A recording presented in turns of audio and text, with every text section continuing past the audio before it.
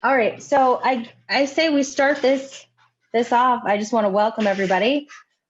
Today we are going to be having a really basic refresher of some really important aspects of CERT medical operations. So, you know, what we have for you is a video that one of our instructors, Michael Lambrechts, you guys might know him, he'll introduce himself, pre-recorded some videos for you guys, and we'll be playing the videos. And then after each section, we'll allow for some question and answer. And then I have a couple of things to add as well. So just bear in mind, this is for very, very basic refresher of what's important for medical operations. We're not doing any triage overview or anything like that. But we do have plenty of time for question and answering. So if you also too, please put any questions you have in the Q&A. We'll also try to monitor the chat room as well. After this, we will be posting this video on our YouTube channel, which Chip is going to share with everybody so you guys know how to access it afterwards. Go for it. And hello, folks. Chip Swan here, and let me just get my sharing going. And I just want to let you know that we do have a CERT, a WPV-CERT YouTube channel. Please look for recordings of events like this on the YouTube channel, and you'll always find them there within a day or two. And please subscribe to the channel when you get there. There's a subscribe button. I'm logged in here, didn't think it through. I'm logged in as the guy who runs it, so it gives me the customized links instead of the subscribe link. But here you'll see a subscribe link. Please do subscribe, because when we get to 100 subscribers, then we can have a channel name that says something like channel/WPV-CERT instead of all these random characters. And we're looking forward to having 100 subscribers. So welcome if you join. Great. And with that, we'll just start the video. And after the first section, we'll pause it for questioning. Let's see, put the link in the chat. Oh, great. Okay, will do. And let me share that. Oh, there we go. Here is our video, and away we go.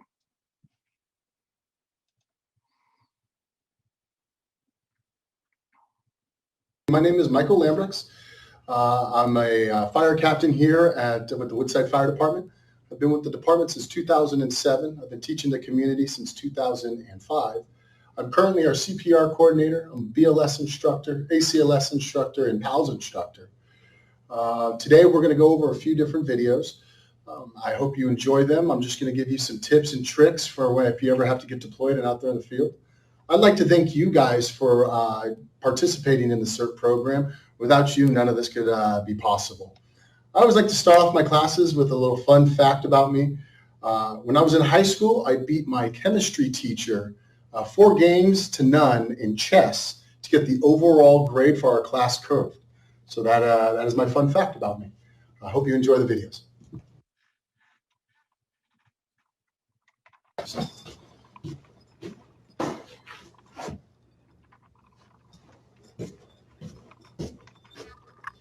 Hi, how are you? Michael Lambrechts, Woodside Fire, firefighter paramedic. Thank you for joining the CERT program. Without you, this is nothing. Always remember, the greatest good for the amount of people. Be safe out there.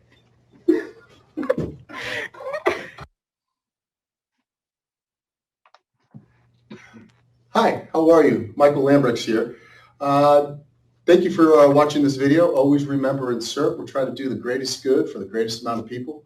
And always remember, make sure the scene is safe. You always want to be part of the solution, not part of the problem. With that said, in this video, we're going to talk about approaching the patient. When you approach a patient, you always want to do it from the front. You never want to approach a patient from the back. And the reason is this patient has just gone through a traumatic event, can be extremely scared and extremely vulnerable.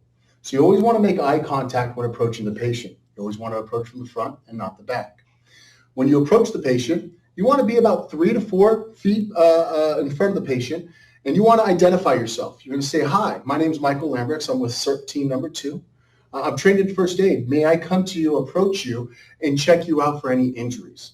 Once they say yes, that's when you go ahead and enter their personal space. When you enter their personal space, you always want to remember to enter at a 45-degree angle.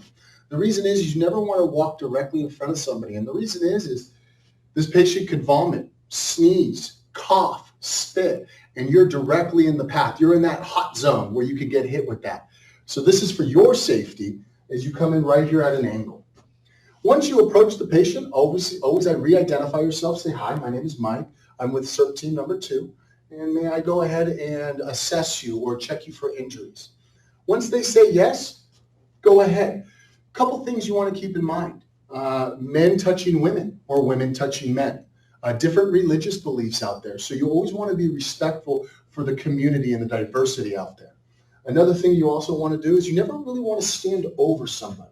When you stand over somebody, you're displaying dominance or I'm in charge. Versus we're trying to build a rapport and gain trust. I always like to get down on one knee, and now I'm not in a dominating stance or an authoritative figure. I'm trying to build a rapport with them and make them feel comfortable.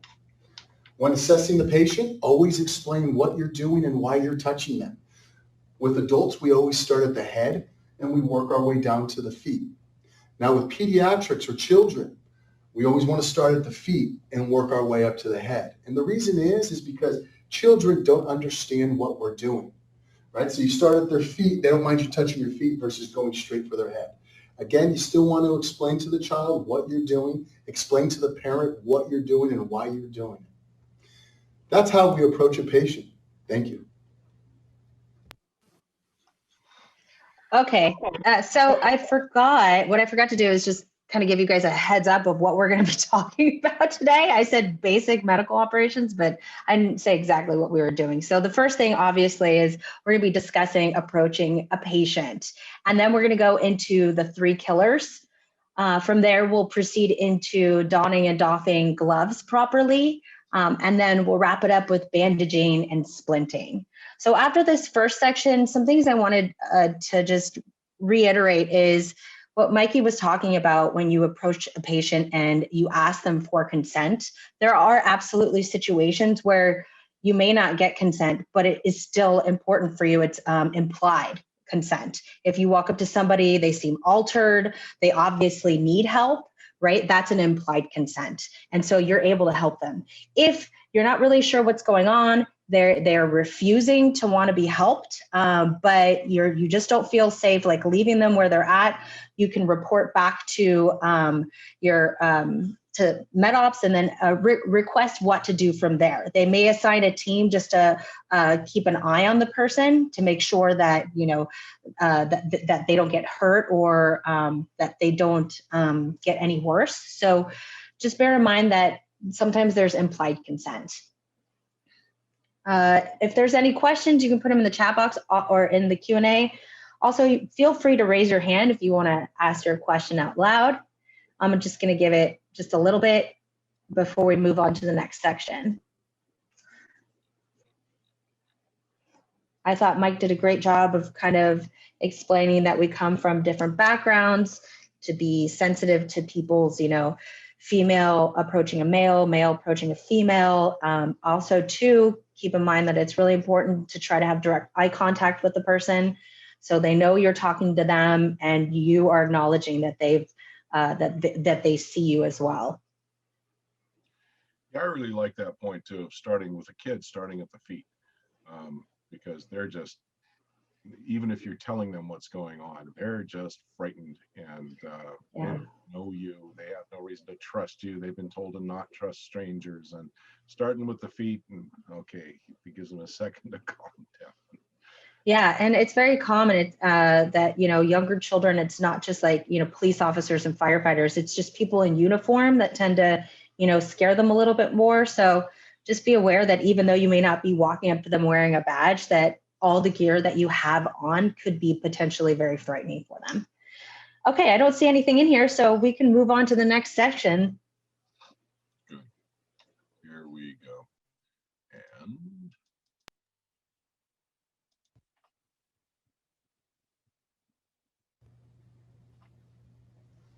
Hi, how are you? Michael Lambrechts with Woodside Fire here. I want to thank you for taking the CERT class and watching the CERT video. Always remember, we're trying to do the greatest good for the greatest amount of people. And also always remember, make sure the scene is safe. You always want to be part of the solution, not part of the problem. In this video, we're going to talk about the 3 killers in the medical field. What are those 3 killers? It's airway, bleeding, and shock. We're going to talk about airway. If someone can't breathe, obviously they're not going to live very long. If someone's talking to us, that means their airway is open.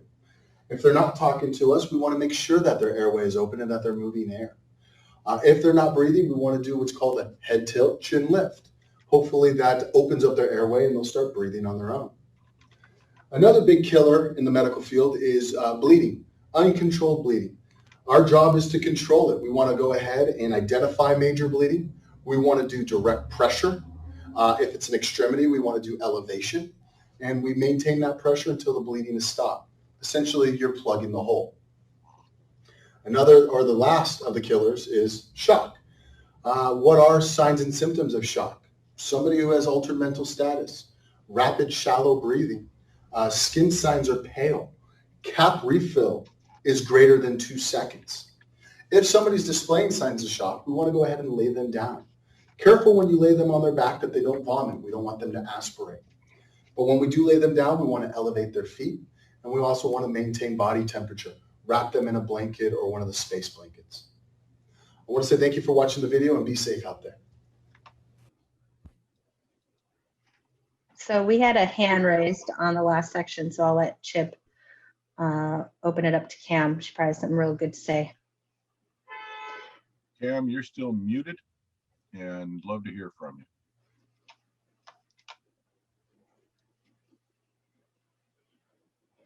Cam, are you talking?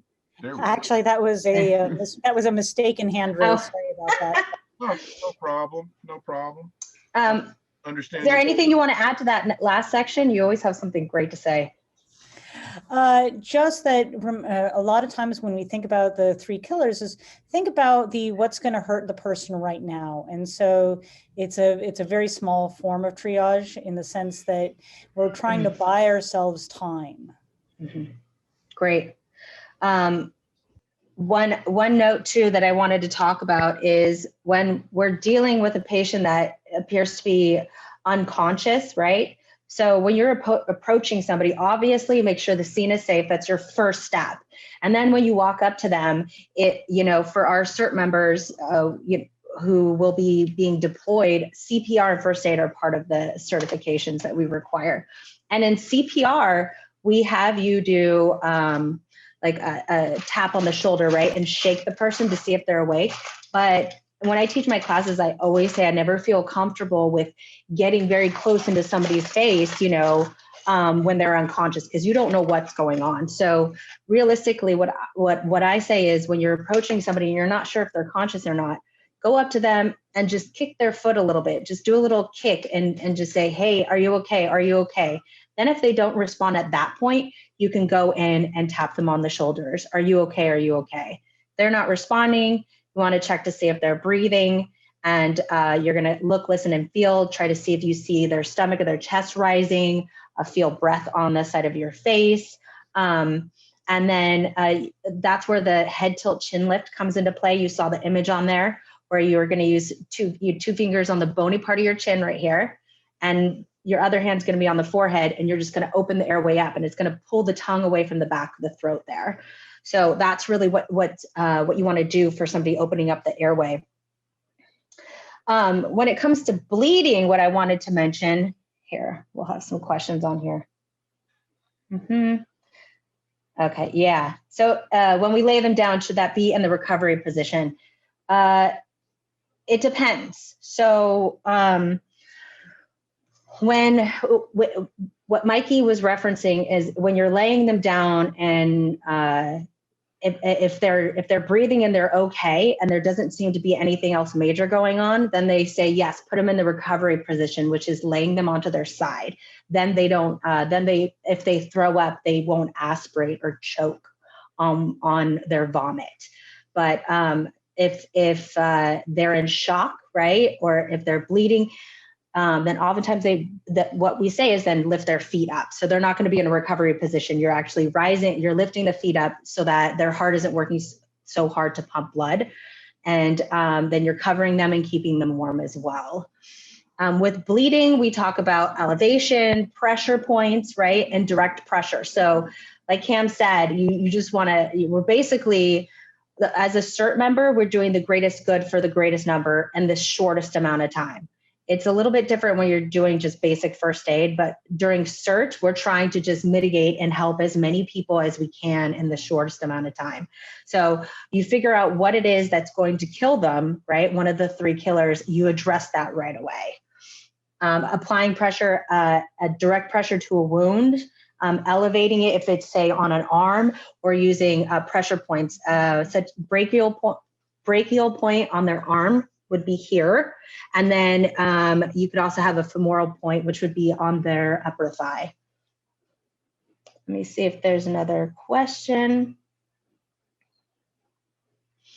Also, too, to keep in mind with shock, he did discuss cap refill, right? So that is when you pinch their nail bed and see how quickly the blood refills into their nail bed. So he said if it's slower than 2 seconds, then obviously there's something going on there, right? So you can kind of pinch your finger and see how quickly the blood refills into your hand, so you can get an idea of that. Also, too, they're going to be altered, so they might not be able to follow simple commands. They may, you may say, squeeze my finger, right? And they may not understand what you're asking them. So those are the kinds of questions, just very simple questions, not questions like, who's our president, or do you know what day it is? Just ask them to do something very basic. Squeeze my finger, like that. Would you like to add anything, Chip? I don't see anything so far. If you have a language barrier, for instance, and you don't understand anything they're saying, you don't even recognize the language, for instance, just by squeezing their hand, people will automatically squeeze back. Just, kind of instinctively think about those kinds of things. What would you respond to? And try to get them to respond to those kinds of things. That's a really good point. And hopefully in everybody's CERT pack, you have something that you can use to write.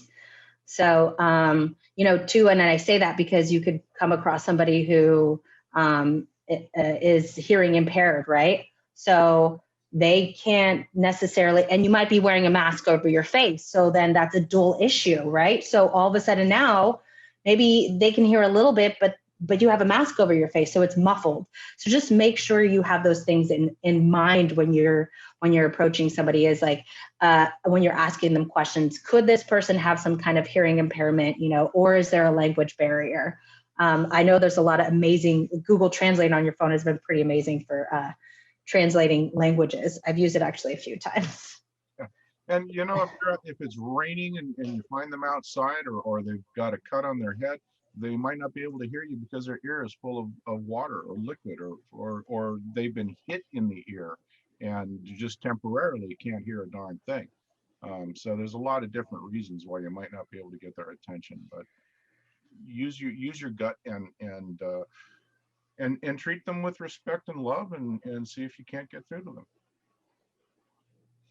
them. Is there any, instead of just questions, is any of our attendees have any kind of added tips that they might be able to give us? That, I'm not saying in just even CERT realm, maybe they approached somebody, that they needed help and didn't realize that what they did came in handy. Just some sound advice for anybody else. Please, we'd love people to share. We've given ample time for sharing, so please raise your hand if you'd love to share something with the group pertaining to anything we've been discussing. Yeah, I would say especially anytime you may have encountered somebody in one of these situations, and what you encountered in real life. Love to hear about that.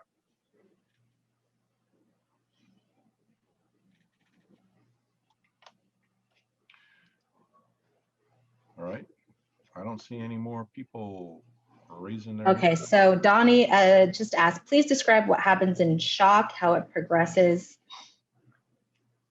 So basically what your body's doing when it goes into shock is it's trying to protect all the vital organs, right? So it's going to be pulling blood from all your extremities and trying to protect, your heart, all the extremely vital organs. So yeah, that's why you'll see people who get very cold, right? So because they don't have any circulation to their arms, to their fingertips and their feet.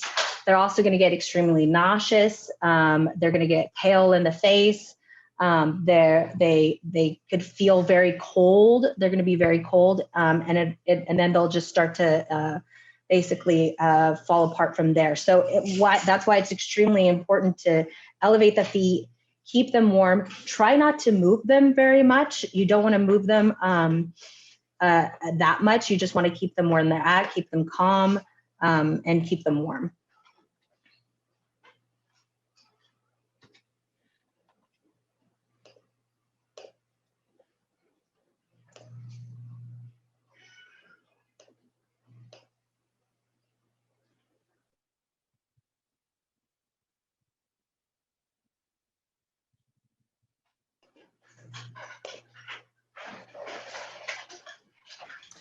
Cam? So one thing I'd like to add about keeping people warm is, especially if they're lying down, always be aware of the fact that we can lose a lot of heat to the ground underneath us. I know that for my first aid kit that I've added a wool blanket, and that just to be mindful that because you're standing up, you might not be aware of it, but that can make a big difference for someone who's lying down on the ground.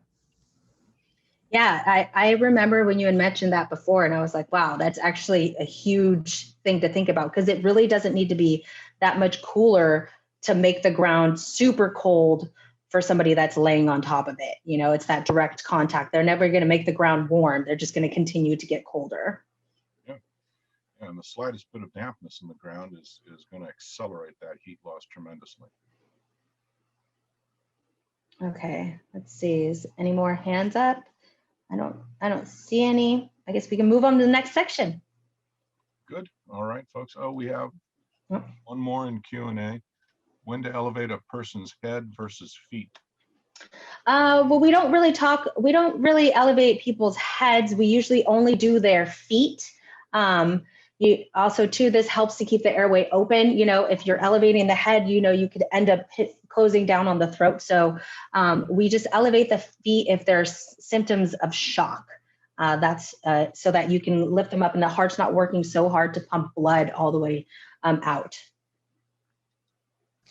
And actually, I just want to add in there that while elevating the feet has for a long time been in our training, and it's no longer emphasized quite as much because there's always the question of moving folks, just getting them lying down alone really reduces the effort that the heart has to put in terms of pumping blood. And yes, raising the legs can be helpful, but it shouldn't be necessarily top of our head anymore.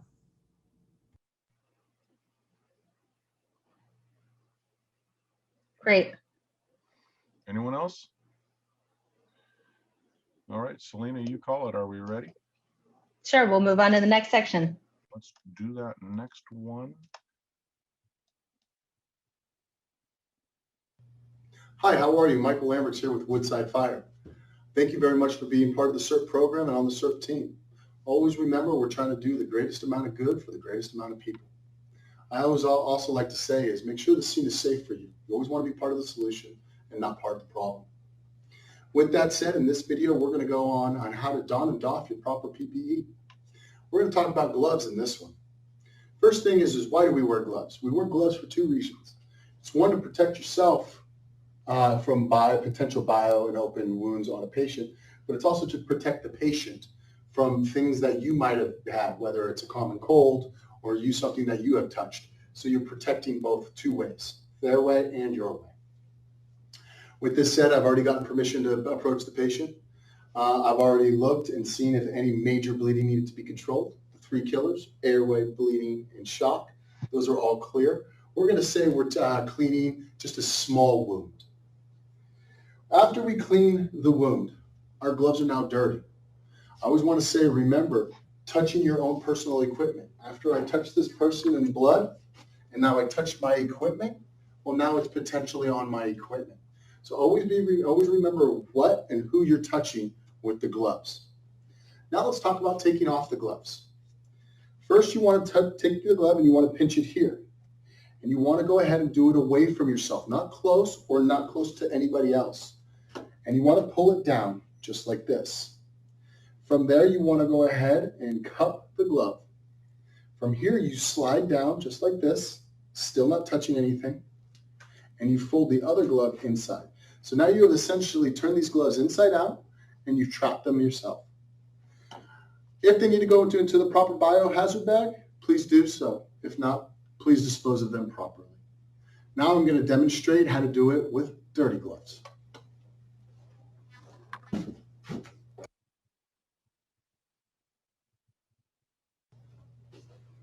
Hi, how are you? In this scenario, I'm going to demonstrate dirty gloves. I forgot to mention earlier when we talked about donning and doffing PPE, if you approach this patient and you notice biohazard already on the ground, or this patient's bleeding and you're going to need to touch your first aid equipment, make sure you open it up and get the things out before you actually touch the patient so you don't contaminate your first aid kit and your equipment. Now I'm going to go ahead and spray some shaving cream on my hands. This is going to go ahead and simulate blood. That said, I have blood on my hands. If I were to touch everything, you would see shaving cream everywhere, and that represents that if you had biohazard on your hands, where it would be on your equipment. I also now want to take off the gloves and show you the potential of splatter or it getting everywhere and you not even knowing it. So again, we go ahead and pinch our gloves. We fold down, right? We go ahead and we curl it up in our hands just like this. Now from here, I take my gloves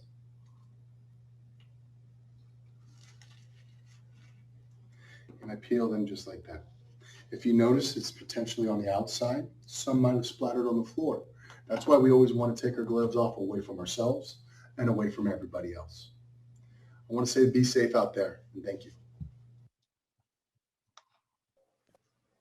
Okay, so the thing with gloves that I want to talk about is you guys are most likely going to be wearing work gloves, right? So go ahead and put on gloves underneath so that you have them ready to go if you need them. Also, too, it's important to keep in mind that we strongly encourage non-latex gloves. Unfortunately, they still are being sold, but just make sure that they're non-latex. Nitrile is what we commonly use. For our gloves on there. You saw Mikey when he was taking off his gloves. Anybody actually got to do that exercise? It was always a lot of fun to do in person. And when he's saying bio, he's speaking of any types of fluids that may be coming out of your body, right? The main idea behind taking gloves off properly is that, you know, and using gloves is you don't know what the person has and the person doesn't know what you have. So you're trying to protect both ways, right? It's not just protecting from them, but they need protection from you as well.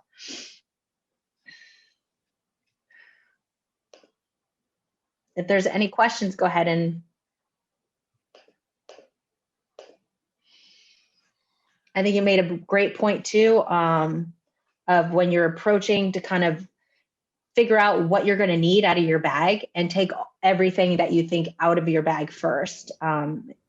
Even that biohazard bag or Ziploc bag, so you can put the dirty gloves in once you're done, and then you're not going to contaminate. You don't. The last thing you wanted to do is to have to reach back into that first aid kit or your CERT bag and contaminate all the other items in there. And for those of you that have purchased one of our first aid kits and taken our organization course that Vicki gives on how to organize your first aid kit, she does a great job of showing you how to put all certain items within different Ziploc bags. That'll also give you an added protection. So if you do happen to stick your hand in there, it's still, there's a barrier between the other items in there.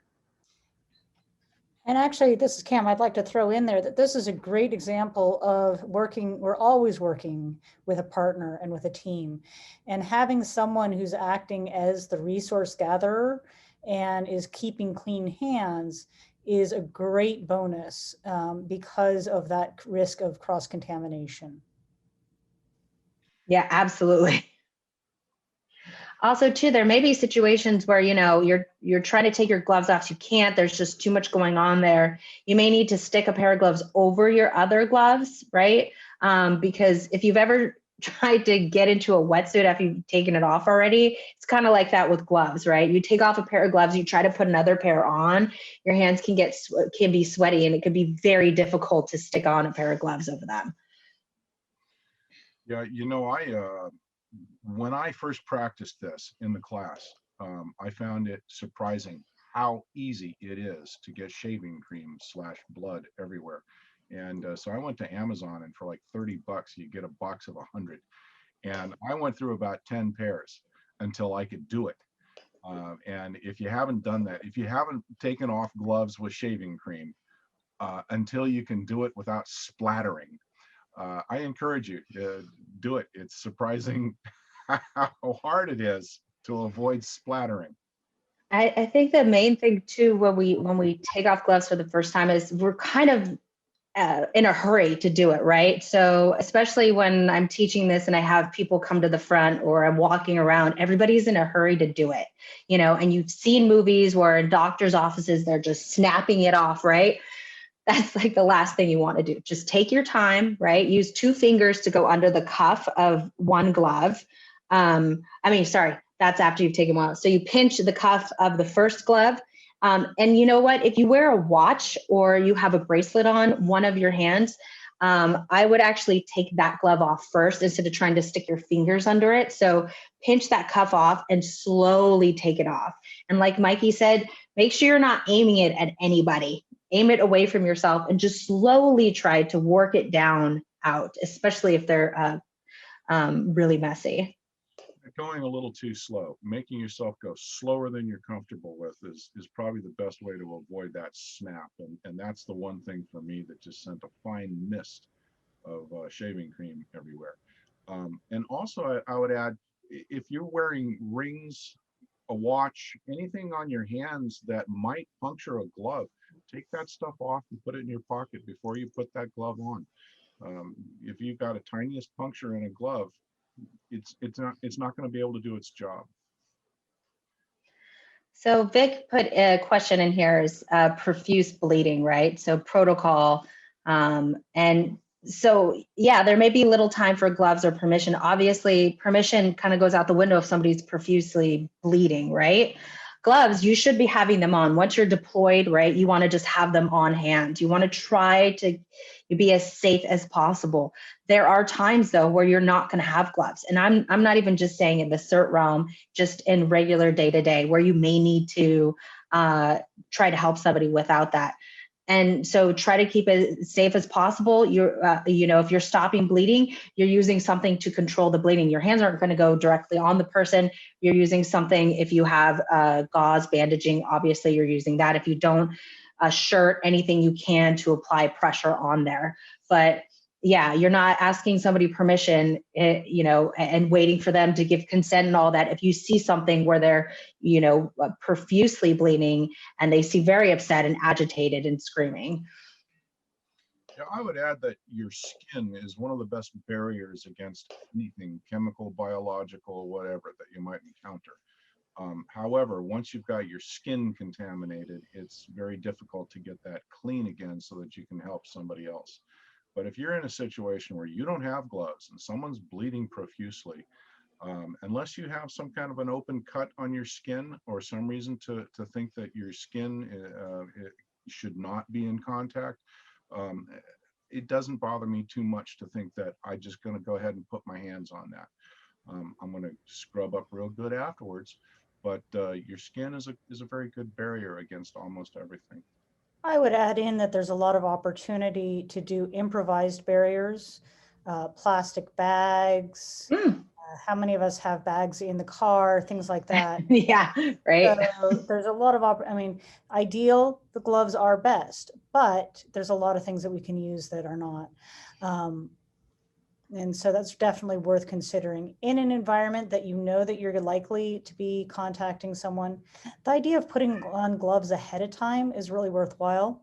I've definitely had the experience of, due to heightened adrenaline levels, that then my hands are sweating, and trying to put gloves on then does become more challenging. And so that's where, again, practice helps. Doing so ahead of time helps. I want to repeat Selena's idea of actually double gloving can help. I don't tend to think of it as putting a second pair of gloves on after I've had interaction with someone, but I'll actually put 2 pairs of gloves on, and is like in a mass casualty situation. And that way I'll have 1 pair of gloves, interact with 1 person, remove a pair of gloves, and then I have another pair of gloves underneath it. That's one possibility. I just say, buy a box of gloves and try it out. You put some shaving cream or whatever you want, ketchup, whatever on your lotion on your gloves, and just practice putting 2 pairs of gloves on, trying to take off 1 pair, or just putting 1 pair on and trying to take it off. Because too, the size of gloves that you have may not be exactly what you're used to working with. Maybe they're a little too big, maybe they're a little small, right? So just being comfortable with working with what you have is really important. The more prepared you are, the more able you are to work around certain issues on there. And then, like I said, as a CERT member, we don our helmets, our vests, and our working gloves. So I think it's a good idea for you to have gloves on underneath that, nitrile gloves on underneath that.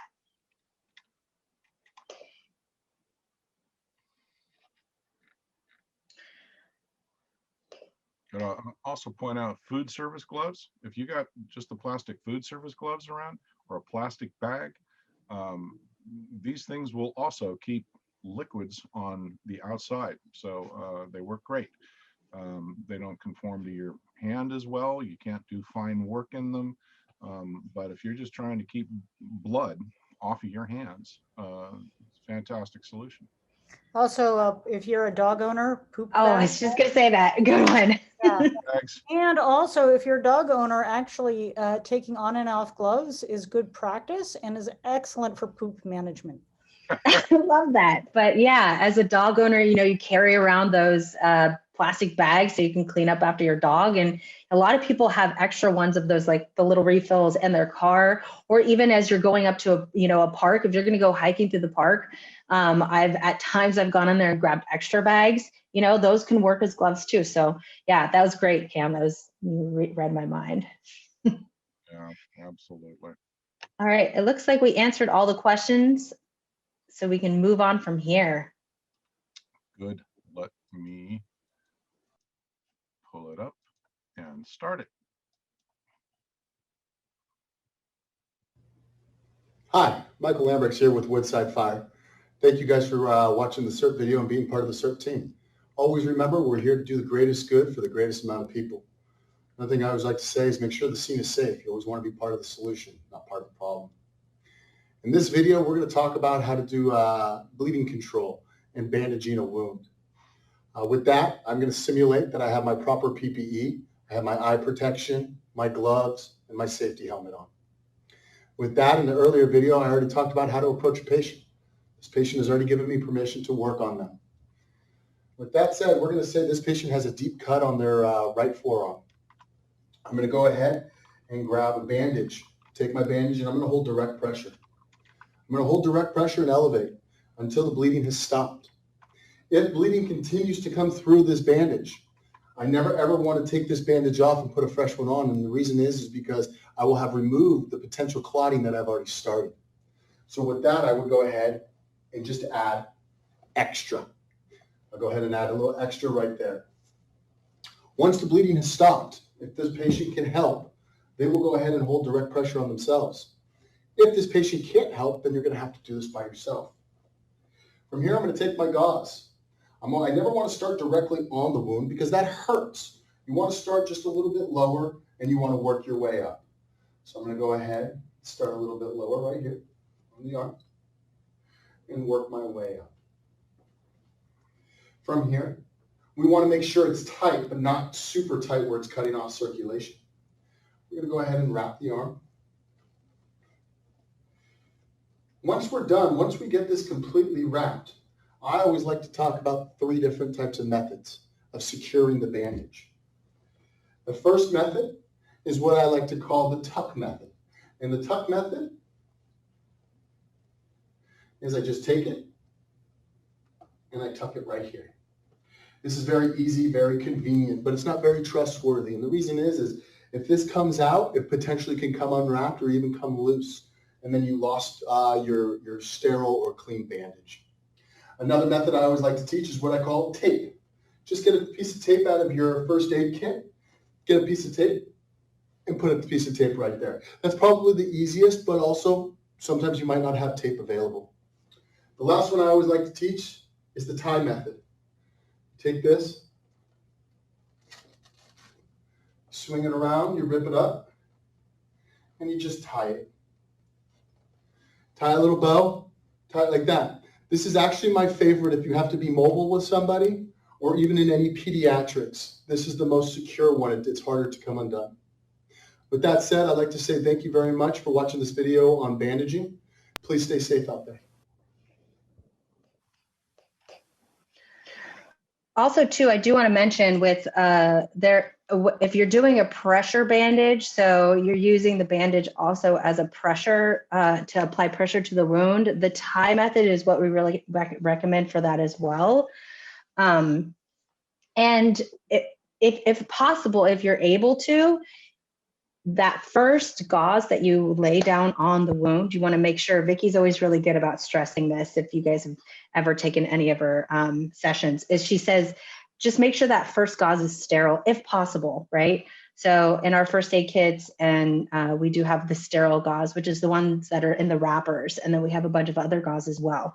Just try to make that first one sterile, just to help prevent from infection, and then just pile the rest on. Obviously, you know, this is not always, you're not always going to be able to do that, but that's something that she points out. And if you do, if there's a lot of bleeding and the outer layers are getting all soaked and you need to take those off and put more on, don't disturb the sterile stuff that's against the wound. The rule there is no peeky, no leaky. It has started to clot, and you don't want to tear that clot off of the wound. We gotta hand that one to Cam. I think she coined that or told us that nice little. Yeah, that was a Cam. I love it. I love it. No, Cam, is there anything you want to add to this? Because you actually had some really good points when you discussed this. One of them being that line, which I thought was pretty hilarious. Not hilarious, but a good one, should I say? Also, if you can have the person help you apply pressure, right? Have them do that. I know what we're working in teams, but you know, try to utilize what you have around you. And this just goes in general too. If you're just helping somebody and you're not working as a CERT member, you can use them to, you can have somebody apply pressure themselves while you're trying to go and get other items to wrap it. That can also be a lot less painful. If they have a painful wound, it can be less painful for them to put the pressure on their own wound. So one thing that I'd like to point out here is that with bandaging, there are really two goals, and sometimes they get confused. One goal is to use it as an adjunct for direct pressure for stopping bleeding. And that's when it's really in an emergent situation, and if direct pressure is actually better than using a pressure bandage. But a lot of times we've got more people that we need to take care of, and we have to free up our hands. And that's where a pressure bandage is really, really, really useful. And that's where having that tying the knot over the wound is really important. That's not the only time we're doing bandaging though. Sometimes we're going to be doing bandaging as a way of protecting an already stable wound. And so for something like that, that's when having the lighter connection and it's a different use of it. They look the same, but they're really serving different purposes. So just be aware of that. Also, something worth noting is that especially for the longer term protective bandage, we want it to be tight enough, but not too tight. And this is where the difference between the pressure bandage and the bandage for protecting it for cleanliness is a little different. Because with that pressure bandage, it's a short-term tool to stop bleeding. And so you want it to have a good, strong pressure directly over the wound itself. For a bandage that is protecting it from infection, you don't want to have it that tight. And one of the ways that what's too tight, you basically, if you feel like, if it's on an arm and you feel the hand and it's like, is it warm? Is it, do you have good cap refill? Can they feel it? Do that both before and after putting a bandage on, because it may be that their hand was cold to start with. What you're looking for is a comparison so that you can know, are you doing harm by cutting off the circulation, or are you providing protection? So just, it's an important detail. Yes, absolutely. And keep checking in with them too, with somebody who has something wrapped. Also too, key with Mikey's 3 methods, right? When you're working with children, the tuck method isn't very good because sometimes they can, they're starting to move around, they squirm around, and like he said before, they just turn into this like unraveled mummy, and all of a sudden they just have a bandaging just roll down. So yeah, absolutely you can tuck, but the tying and the taping are really great methods. I think the tying is great because you don't have to use anything. What he didn't mention is sometimes it's really hard to kind of get the bandage to kind of rip, right? So what I usually do is at the end of that, I stick my thumb through and make a hole. And then from there, I rip it apart because I can't just rip it a lot of times at the end of it. But if I stick a hole in it and then I use my fingers and rip it apart, it actually gives me a lot of like kind of leverage to rip it to get the strings I need to wrap around and tie it up. And actually, when we have a chance to be in person, I will show you guys, there's a way of wrapping it basically that you grab an end and then you backtrack and then you can tie it together. So you don't have to do the ripping at all. It's a little bit hard to describe verbally. I'll look and see if I can find. So with a loop, I feel like I might have. It's a little bit hard to describe verbally. I'm going to see if I can find a video that shows it. Yeah, I'm sure there's a great video. Once you learn it, you'll find that it's a really useful technique, especially for the pressure bandage. I'll do what I can to describe it. That when you get to the end of the roll, about a foot before the end, you hold it, and then you basically move it the opposite direction. So now you have 2 tails, one that's a folded tail, one that's a loose tail, and you can tie those together. As I said, that's great. And consider this a teaser trailer for when we do get a chance to actually get together. I love that. We did have somebody in the chat say, leave a little extra length when you wrap. It lets you loosen the pressure later after a person has good clot on their wound. So that sounds like it's been from personal experience on there. Yes. Yeah.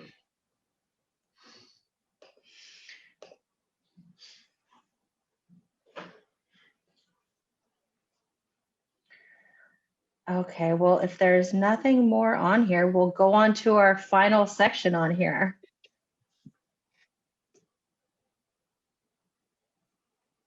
Great. Let me find it. I've lost, wait, where did it, there it is, sorry.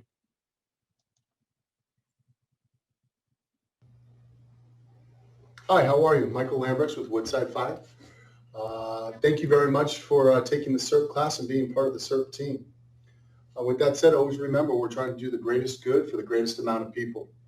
I also always like to say is make sure the scene is safe. You always want to make sure that you're part of the solution and not part of the problem. In this video, we're going to talk about how to do a splint. I'm going to use this mannequin, and we're going to say this patient has a potential broken wrist or broken arm, and we're splinting it. 2 different kinds of splints. Some of you might have your own first aid kits where you have a SAM splint. It's easy. You can manipulate this. It's rigid enough to prevent movements from up and down and side to side. In the CERT world, we got to improvise. And I think I could probably find this in everybody's recycling bin. A cardboard box, Amazon Prime, it'll be on your doorstep by the next day. With that said, I'm going to go ahead and just simulate, but I'm going to use my SAM splint. I've already gone over how to approach a patient, so this patient's already given me permission. I'm wearing my proper PPE, my gloves, eye protection, and helmet. I'm at my 45-degree angle. I've already controlled, I've looked for the 3 killers, Airway is open, bleeding is controlled, and this patient is not showing any signs of shock. From here, we're going to go ahead and bandage the arm. We want to go ahead and we want to form our cardboard or our SAM splint away from the patient. You don't want to keep manipulating this arm. And the reason why is because this patient is in pain with a potential broken arm or broken wrist. We don't want to keep touching it and keep moving it. So if you could do it off to the side, that's great. Your natural arm is going to bend like this. You want to support the arm and the fingers just like this, right? So I'm going to go ahead and bend this up. I'm going to measure with this patient. I'm going to go ahead and place this just under here. I've formed the SAM splint or the cardboard to the patient's arm. From here, I'm going to go ahead and take my Curlex and I'm going to start wrapping. You never want to start directly on where the potential break or swelling is. You either want to start above or below. We're going to go ahead and start above on this one. I like to always put one wrap in this, and the reason is because when I'm adding ice, I've built the barrier so the ice is not directly on the skin. I go ahead and lay my ice pack right on there, and now I can go ahead and secure this ice pack. I continue to wrap above and below.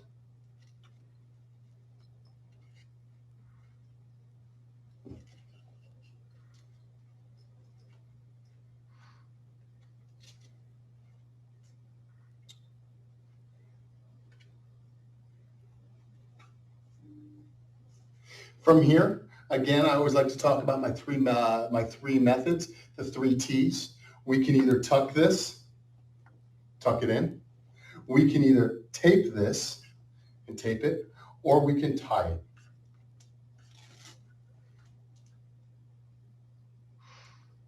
it. After we've secured the bandage and wrapped it, we always want to check for CSM, circulation, sensory, and motor. Right? Are my fingers turning purple? Are they tingling? If the answers are yes to that, then this is potentially too tight and we need to loosen it. If the answers are no to that, we can go ahead and this patient is good. We want to continue to reevaluate between about every 5 minutes just to make sure nothing has changed. Thank you, and please be safe out there. And before we go ahead, I want to... Are my fingers turning? We can either tuck this, tuck it in. We can either tape it. So right here, when he does the tear, he does what Selena was talking about. He doesn't go to the end of the wrap. He starts back about 6 inches and tears with his fingers digging into the middle of it from the back, and just kind of watch that motion. This and tape it, or we can tie it. See right there, he dug in, he didn't try to tear it from the end. The roll will fold over on the end and become multiple layers of cloth, very difficult to tear. So let me stop sharing. So I thought that was great. Keep in mind, if you're gonna have to splint something on somebody, if it's their arm, they're most likely gonna be guarding it, right? So they're gonna hold it however is gonna be comfortable for them. So keep in mind, you don't want to be like pulling at their arm or whatever. That's going to cause them more pain. A SAM splint is great to have, and we do have them in our first aid kits, and I recommend getting one if you can get one, that you can cut them to fit or fold them in half. They're super malleable and reusable. They're great, but like Mikey said, we don't always have them. So you have to make do with what you can get. And a cardboard box is perfect. You can use a magazine. You know, you can, if you're in the woods, you can use sticks, but make sure you pad them. You don't want big open areas, right? So you want everything to be cushioned so they're comfortable and there's not room for bending or slipping in it. So make sure you stick padding in the areas so that's why the SAM splint is great, because you're actually molding it to the person. Again, like you said, try to shape it before you put it on the person. You don't want to try shaping something on somebody that has a fracture or some other injury like that. It's not going to work. They're not going to allow you to at that point. And actually, I would like to add 2 details about SAM splints. One of the things that's really powerful about the SAM splint, it's actually a piece of a metal, I think it's aluminum, inside a padded material. And so it's very flexible, and so you can mold it to being the appropriate shape. But the real magic is that when it is then put into a U shape, at that point, it becomes rigid. And so it becomes a real, and that's the essence of a splint, is preventing the motion. And if you leave it flat, it actually is not as good, nearly as good a splint. It's really, it's still in its flexible state. And whereas when you do it in a U shape, suddenly it becomes very rigid in that direction. So I encourage people to both look at the videos by the SAM Splint company. We'll send out a link for that, but also just pull it out and experiment with moving it around. And you'll see that it is very different in terms of how it behaves and how rigid it is. So that, and I completely forget what my second point was, so I'll just leave it at that. Hopefully it'll pop back up on there, right?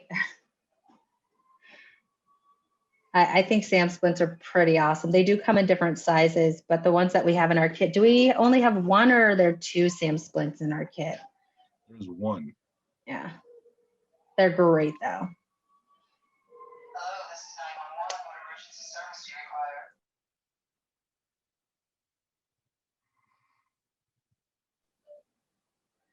require? Okay, so I have Vic asking if the victim appears to be in shock but is bleeding or there's a bone break, what is treated first?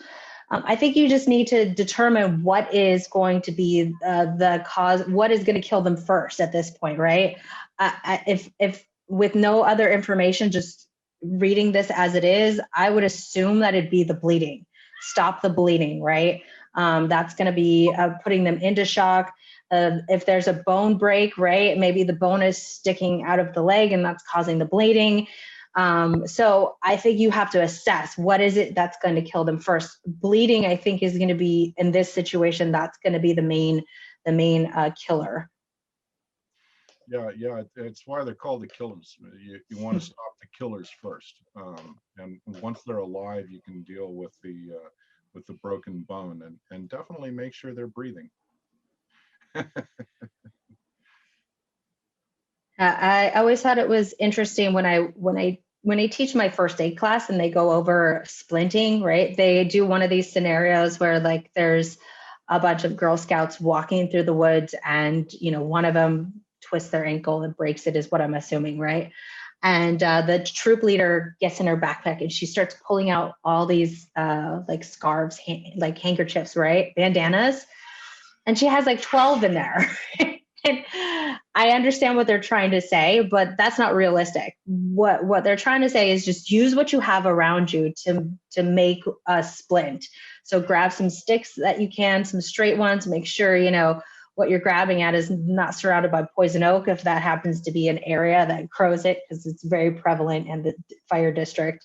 And then again, I can't stress enough, make sure you have adequate cushioning on there so that it's protecting it all the way around. And, you know, use what you can as bandaging around the other end. You know, I don't recommend just pulling off one of your shoelaces or belt unless you absolutely have to, because if you're wearing that belt to keep your pants up, then what are you going to do once you're trudging around? Same thing with shoelaces on a shoe. Unless that shoelace is on the shoe of a patient, then maybe that might be an okay move, right? Because they don't need that shoe. Also, too, to keep in mind, if somebody twists their ankle while you're hiking, right, and you guys have gone in pretty deep, do not stop and take that shoe off. Keep that shoe on and go back. Like have them keep that on, because once you remove that shoe, that ankle is going to swell excessively. So that shoe is actually helping the person. There's something to keep in mind too around the house. Typically, you've got some magazines. A magazine makes a great splint. Once you curve that up around a break, it's not going to bend.